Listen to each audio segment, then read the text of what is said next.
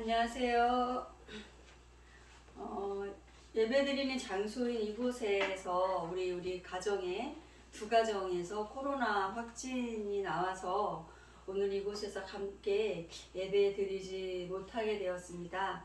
제가 이렇게 말씀을 녹화해서 각 가정에 보내드릴 거니까 가정 예배로 지켜주시기 바라겠습니다. 자, 우리 장로님 안녕하세요. 성원아 목사님 안녕하세요. 우리 임수경 성도님, 강혜 성도님, 저혜정 성도님 안녕하세요. 그리고 유튜브로 말씀을 함께하고 계신 우리 유튜브 성도님들 안녕하세요. 자, 오늘 마가복음 계속 이어서 함께 은혜 나누고 있는데요. 마가복음 4장, 오늘 4장을 들어왔는데 4장 1절 그 앞에 부분은 씨 뿌리는 자의 비유가 소개되어져 있습니다. 이 비유는 예수님께서 직접 해설까지 해주신 본문이기 때문에 우리 성도님들께서 꼭 읽어보시기를 바라겠고요. 오늘은 마가복음 4장의 뒷부분인 35절로 41절에 있는 말씀으로 우리가 은혜를 나누도록 하겠습니다. 성경책을 모두 그 본문을 읽으신 후에 다시 영상을 돌려주시기 바라겠습니다. 우리 부모님 세대에는 없었던 용어 중에 금수저, 은수저, 흙수저라는 용어가 지금 우리 세대에는 있습니다. 신조어라고 할 수 있죠. 내가 태어나자마자 나의 노력과는 관계없이 내가 괜찮은 집안에 태어난 거예요. 돈도 어렵지 않고 부모님도 사회적으로 덕망이 있고 유명하고 뭐 여러 가지 면에서 태어나자마자 남들은 애써 노력하고 올라가야지만 하는 그것을 나는 태어나자마자 얻게 되는 사람들을, 그러한 곳에서 생을 출발하는 사람들을 우리는 금수저 물고 태어났다라고 이야기를 합니다. 한마디로 이런 유산이 많은 거죠. 네?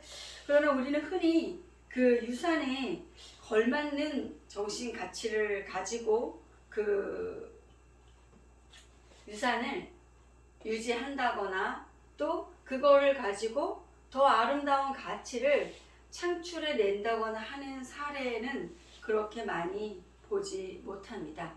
부모의 그러한 유력함으로 인하여서 그 자기가 그 부모가 유력한 거지 자신이 그런 게 아님에도 부모를 배경으로 해서 사회에 무리를 일으키는 그런 식자의 집안의 자제들이 종종 뉴스에 보도되고 하죠. 그러니까 세상의 것은 영원하지가 않습니다. 이것이 세상의 것이 영원하지 않다고 하는 것이 우리들에게 큰 위로가 되고, 또한 저와 여러분이 이 세상의 것에 목을 메어서 살아가지 않을 수 있는 근거가 됩니다. 저는 성지순례 프로그램을 자주 봅니다.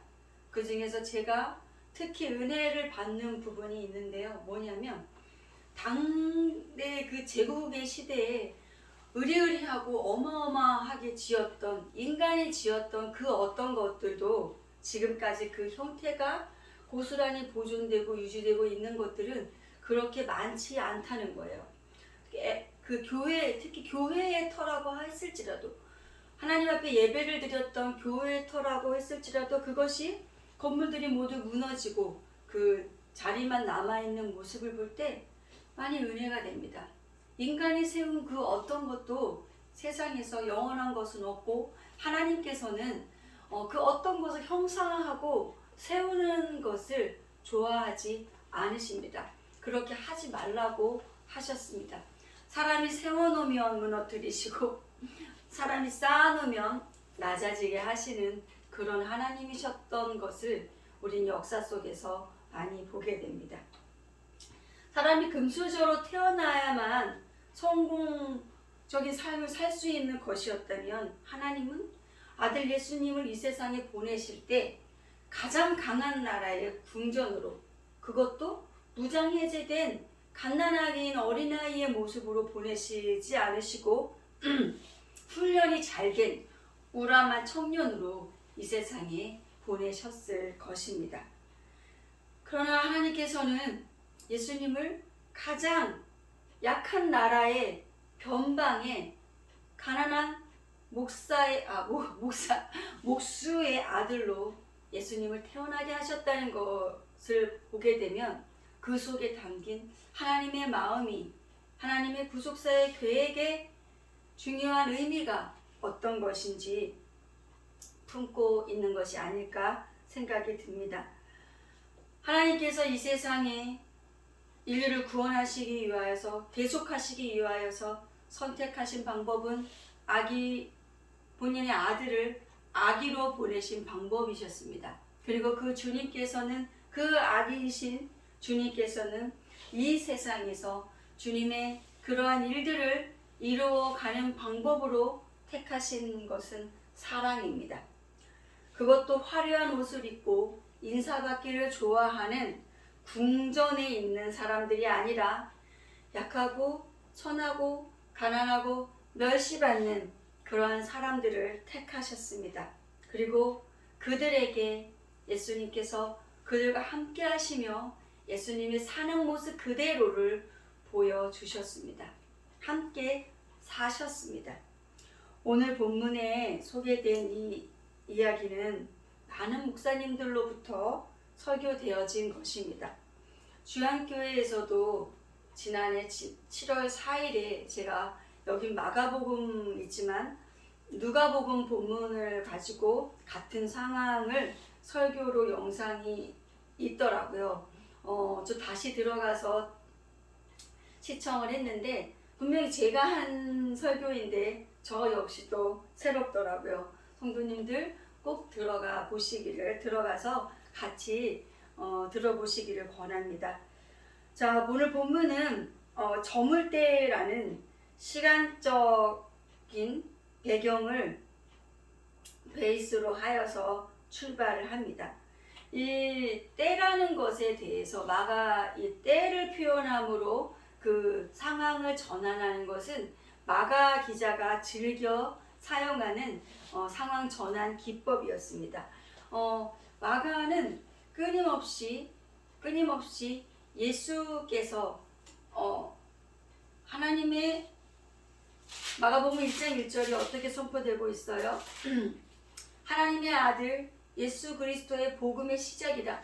이 하나님의 아들이 복음 되신다는 것을 향하여서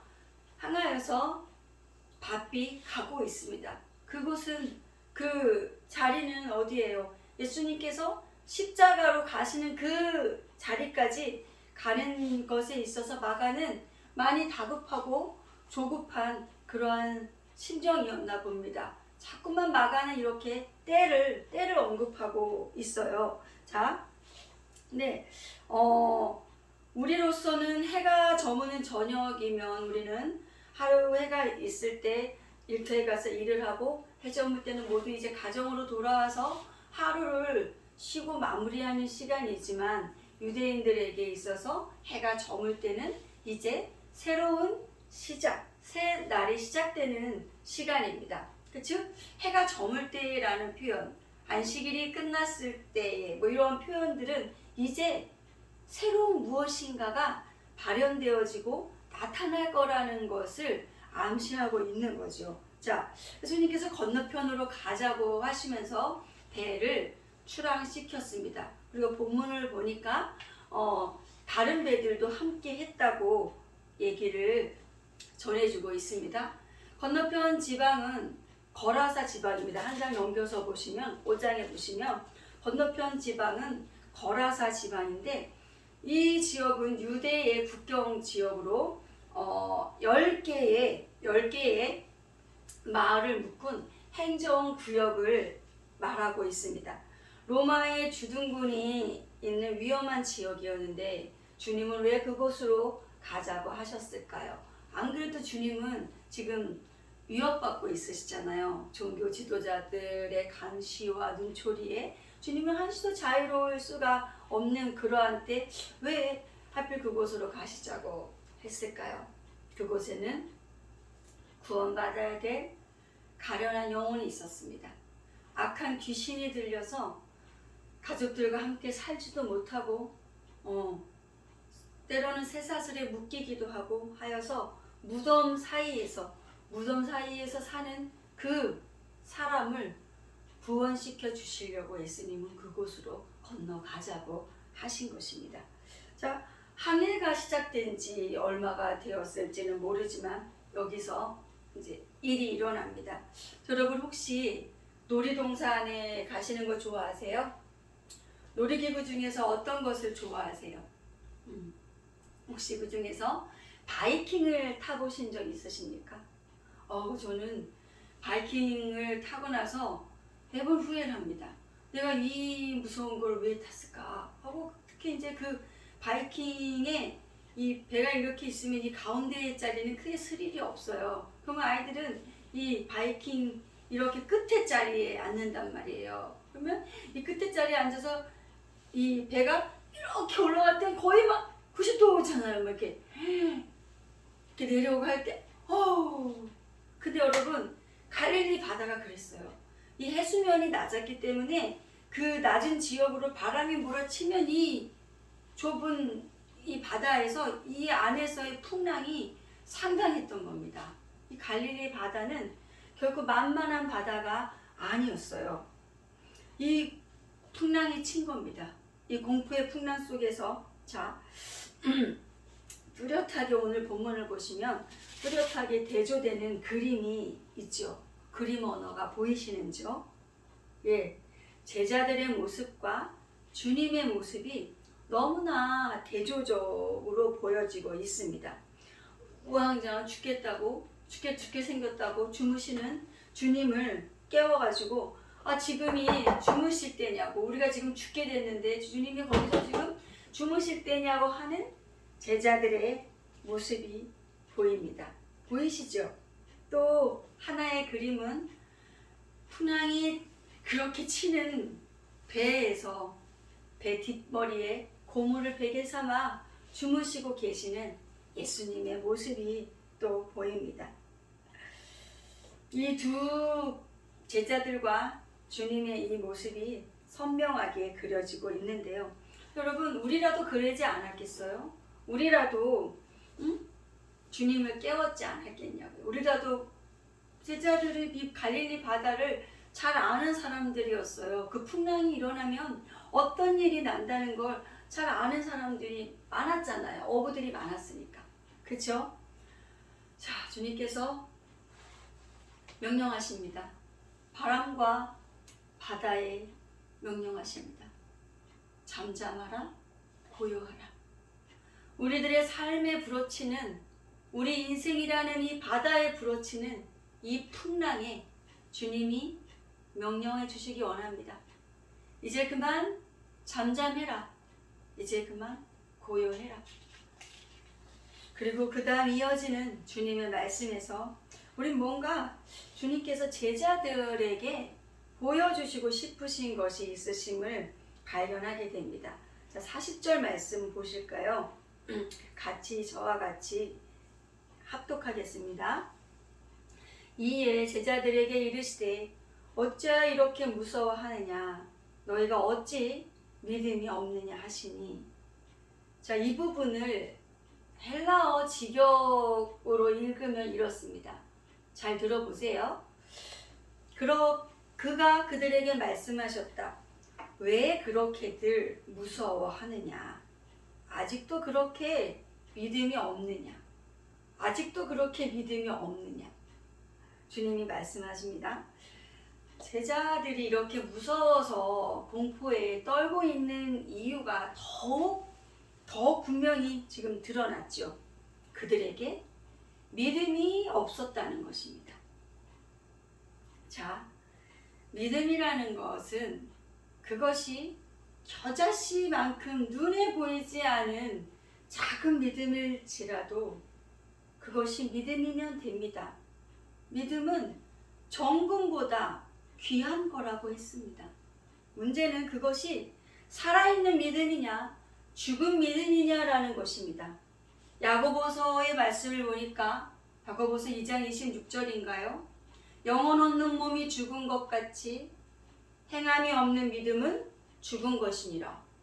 즉 믿음은 생물이어서 믿음은 자라나기도 하고 말라 비틀어지기도 하는데 그 죽은 믿음이 되는 것은 행함이 없는 믿음, 즉 하나님의 말씀에 작은 것이라도 순종에 되어지지 않는 그 믿음은 죽은 믿음이라는 것입니다.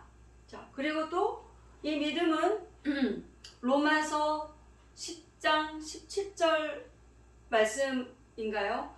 정확하지 않을 수 있습니다만 믿음은 들음에서 나며 들음은 여호와의 말씀으로 말미암느니라고 말씀하셨어요. 그러니까 순종과 말씀에 대한 행함과 순종이 믿음을 자라게 하는, 그러니까 말씀과 순종이, 말씀에 대한 순종이 믿음을 성장하게 하는 그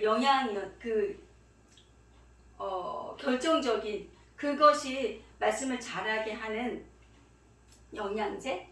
말씀을 자라나게 하는, 뭐라고 설명하면 좋을까요? 어쨌든요, 네.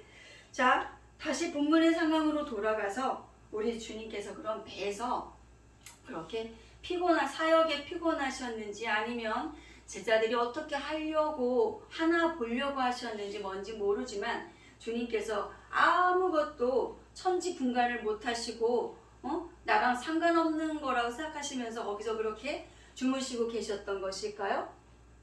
아니면 우리 주님께서 뭔가 믿고 계신 구석이 있으셨던 것일까요? 물어보나 마나하죠. 믿고 계신 구석이 있으셨던 거겠죠. 그렇죠? 자,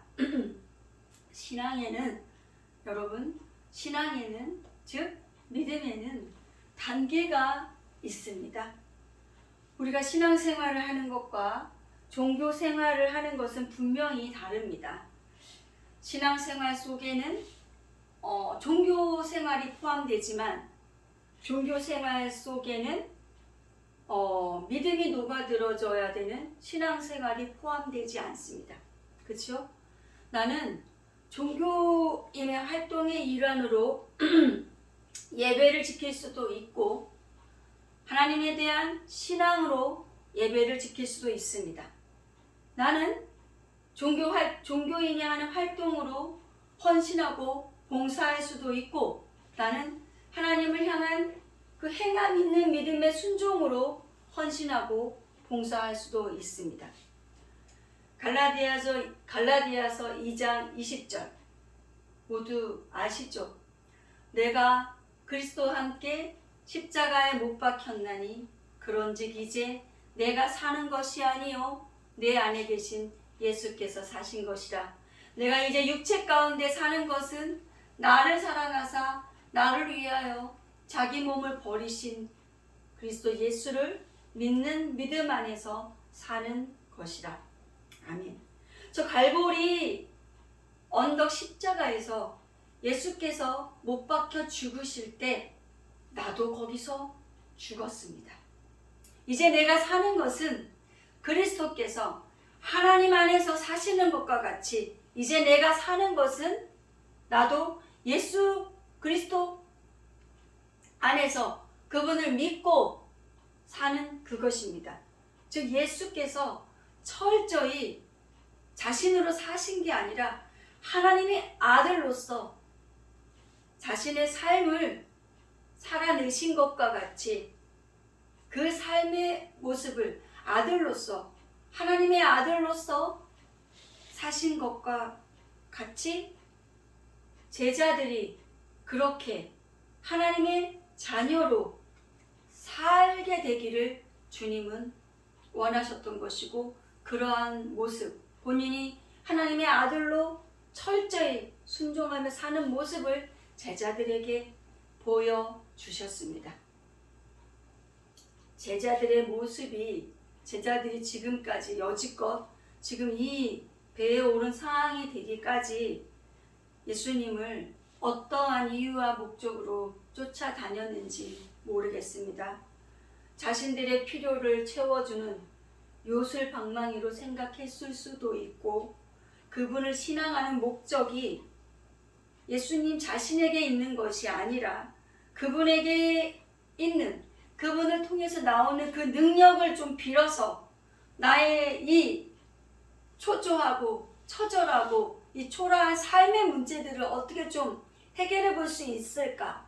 나의 이 위치를 좀 여기에서 한 단계 더 올릴 수 있는, 올라가는데 주님의 능력을 좀 얻어서 올라갈 수 있지 않을까 하는 그러한 모습으로 예수님께 다가왔을 수도 있습니다. 처음에는 누구나 그렇게 우상적인 믿음, 미신적인 믿음으로 출발할 수 있습니다. 저는 그랬습니다. 제가 신앙을 출발할 때 정말 그러한 모습들이 제 안에 있었습니다. 그 시건방지게 주님과 빅딜도 많이 걸었습니다. 주님, 이것을 해결해 주신다면 저는 이것을 주님께 드리겠습니다. 근데 그러하게 많이 약속했던 것 중에 제가 지키고 있는 것 그렇게 많이 있지 않습니다. 끝까지 하고 있는 것도 그렇게 많지 않습니다. 그러나 정말 하나님은 제가 기도하고 구한 것보다 더 귀하고 더 좋은 것으로 저의 삶을 간섭하셨고 저의 삶을 부욕해 하셨습니다. 하나님이 우리에게 선물하신 이 믿음은 믿음의 시간이 길어질수록 깊어질수록 이제 내 삶에서 내 입술에서 예수님 한 분이면 됩니다 라는 이 고백이 터져 나오게 되는 것입니다. 예수님께서 철저히 본인도 하나님이셨으면서 하나님의 아들로 사는 모습을 보여주신 이유는 분명합니다. 천둥 벌거숭이 같은 아무것도 모르는 그 제자들이 자신과 같이 이 땅에서 하나님의 아들로, 하나님의 자녀로 살기를 원하셨기 때문입니다. 이것이 주님이 그 제자들에게 주신 유산입니다. 이거는 수저로 치면 무슨 수저일까요? 비교가 되지 않는 거죠. 믿음의 수저. 최고입니다. 아버지 하나님께서 자신을 성자를 떠나신 것 같은 상황 속에서도 예수님은 하나님 아버지의 뜻이 이루어짐을 믿으셨습니다. 여러분, 제자들에게 이러한 주님의 모습은 그들의 DNA 속에, 그들의 세포 속에 스며들었습니다. 그리하여서 1세기 로마의 그 박해가 세상을 삼켜버린 암흑과 진공 같은 상황 속에서도 제자들에게 스며든 그것은, 그들에게 있는 그 복음은 마치 연병이 퍼져나가듯이 퍼져나갔고, 마른 들풀이 있는 곳에 불이 붙듯이 들불처럼 세계를 향하여서 퍼져 나갔습니다. 이제는 우리 차례입니다. 예수께서 하나님의 아들로 사는 모습을 제자들에게 보여주셨습니다. 그리고 그 제자들이 예수님께서 사는 모습을 보고 그들의 후대에게 보여주셨습니다. 그러면 이제는 누구 차례? 우리 차례입니다. 우리 차례. 우리의 삶의 모습은 우리의 자녀들에게, 우리의 후손들에게 지금 어떠한 모습으로 비춰질까요? 보고 있습니다. 누가요? 우리의 자식들이요, 우리의 제자들이요, 우리의 이웃들이 우리의 모습을 보고 있습니다. 문제 해결이 안 되는 상황 속에서도 기도해도 평안이 오지 않는, 정말 내가 믿음이 없는 사람일까 하는 이런 의심이 드는 상황 속에서도 그래도 하나님을 떠나지 않고 하나님께 꼭 붙어서 하나님을 믿고 말씀대로 살아가는 모습이 우리의 모습이어야 합니다. 나아짐이 전혀 없는 것 같은 상황 속에서도 점점 더 갈수록 어려운 일만 생기는 것 같은 이러한 상황 속에서도 하나님께 기도하며 하나님의 뜻을 구하는 모습, 기적이 없어도, 기적이 일어나지 않아도 변함없이 하나님을 신뢰하며 사는 이것이 기적보다 더 기적 같은 믿음이며 금보다 더 귀한 이것이 바로 믿음입니다. 우리의 믿음은 평안함을 쫓는 것이 아닙니다. 우리의 믿음은 평안함과 함께하는 것이 아닙니다. 평안함이 믿음의 증거로 있을 수도 있지만 평안하지 않을 때도 있습니다. 왜? 우린 연약한 사람들이거든요. 기도해도 자꾸만 염려가 옵니다. 기도해도 자꾸만 염려가 몰려올 때 내가 믿음이 없는 사람이구나. 하나님이 이 기도 기뻐하지 않으시는가? 그러나 우리는 평안함을 쫓고 평안함을 붙들고 가는 사람이 아니라 우리는 하나님을 추구하고 하나님을 붙들고 가는 사람들입니다. 세상의 가치와 하나님의 가치가 충돌할 때 우리는 힘들더라도 생명의 편에 서야 합니다. 서두에 유산에 대해 언급했습니다만 이 자본의 세상에서 어쩜 우리의 자녀들도 이런 부질없어 보이는 믿음의 유산보다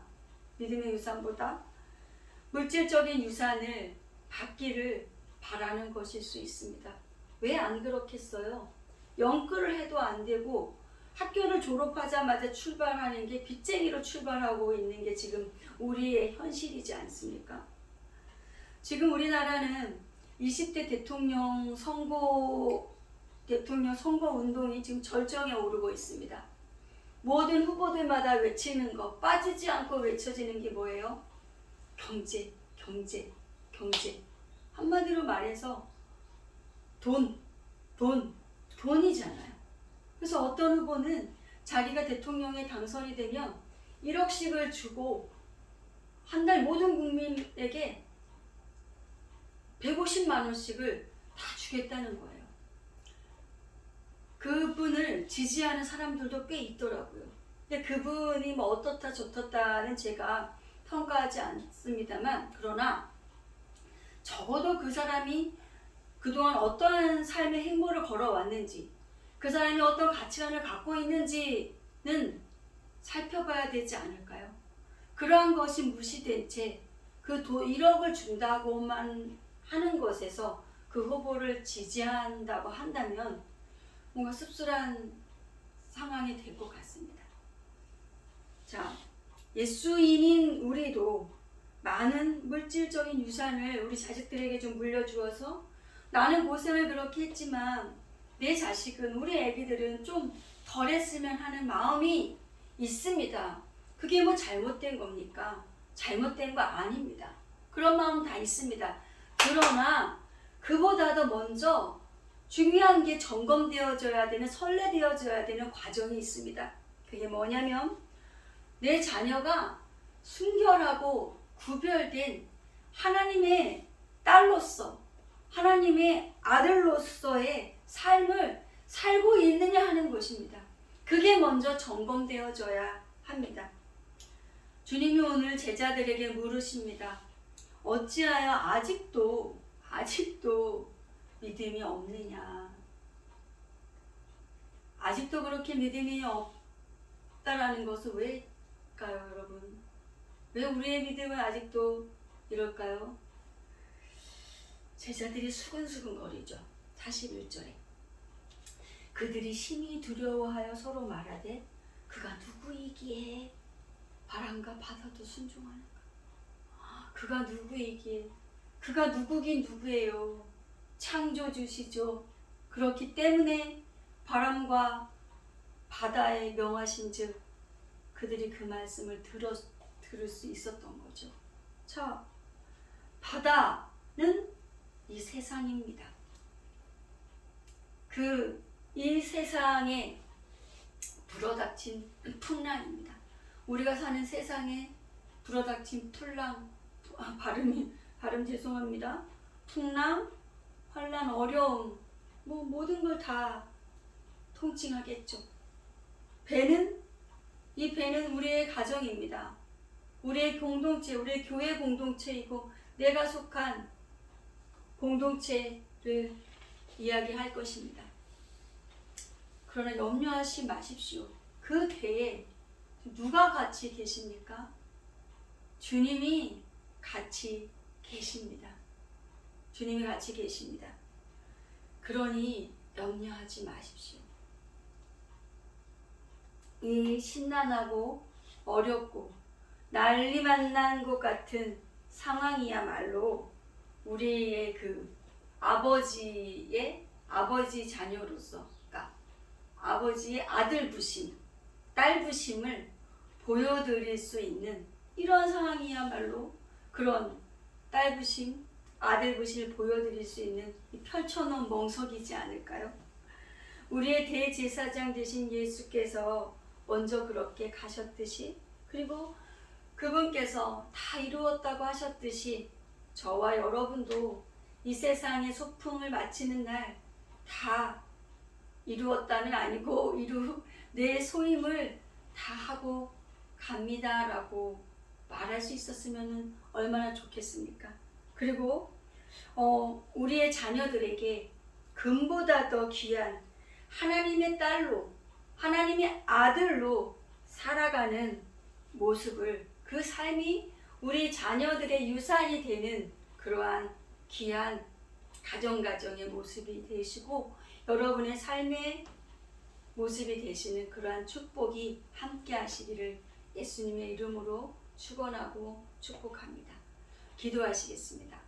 오늘은 축도로 같이 함께 하겠습니다. 지금은 우리 주 예수 그리스도의 은혜와 전능하신 하나님 아버지의 긍휼하심과 위로하시고 교통하시고 우리를 치유하기 원하시는 성령 하나님의 은혜가 오늘 이 자리에서 함께 고개 숙여 예배드린 모든 성도들의 머리 위에, 저들 자녀들의 머리 위에, 저들의 가정 위에, 또 병원에 있는 모든 이들 위에, 또 태중의 아기 위에, 또 국방에서 수고하는 모든 국군 장병들 위에, 이제 20대 대통령 선거를 앞두고 있는 이 나라 대한민국 위에 그 모든 은혜가 지금부터 영원토록 함께 있을지어다. 자, 잠깐 강구하겠습니다. 3월 2일이 사순절이 시작되는 성수요일입니다. 자, 이제 사순절 절기가 시작되는데요. 자, 우리 성도 여러분들, 우리 깨어있는 사순절 시간 보내도록 하셨으면 좋겠습니다. 다음 주에는 꼭 얼굴 뵙고 이 자리에서 뵙도록 하겠습니다. 사랑하고 축복합니다.